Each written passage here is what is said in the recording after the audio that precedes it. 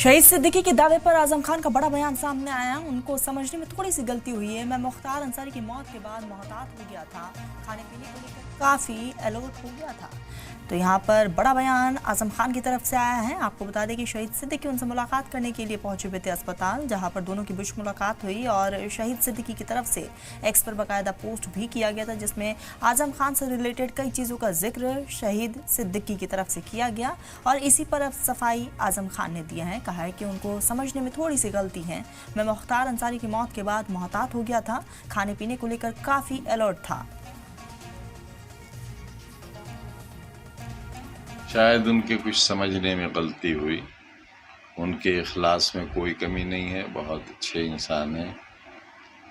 अपने वालिद मरहूम से एक विरासत संभाले बैठे हैं। मैंने अपने बारे में इस तरह नहीं कहा था, वो कहीं मिसअंडरस्टैंडिंग हुई। मैंने ये बताया कि जब टीवी पर और अखबारों में मुख्तार अंसारी साहब के इंतकाल की खबर आई और ये भी खबर चली कि कहीं ऐसा हुआ कि उनको स्लो पॉइजनिंग की गई, तो उस खबर से मुझ पर ये असर हुआ कि मैं खुद बहुत मोहतात हो गया। खाने पीने के मामले में खुद बहुत मोहतात हो गया, ताकि कहीं ऐसी कोई बात मेरे साथ ना हो जाए।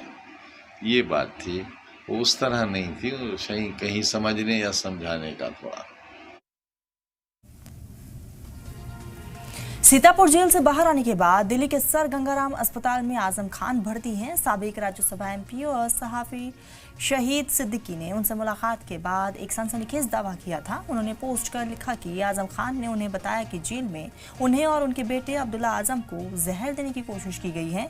उनके खाने में स्लो पॉइजन मिलाया जा रहा था। शक होने पर उन्होंने जेल का खाना छोड़ खुद अपने हाथ से खाना बनाना शुरू कर दिया था।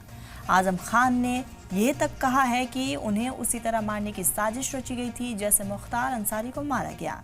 शहीद सिद्दीकी ने आजम खान के हवाले से ये बड़ा बयान दिया है।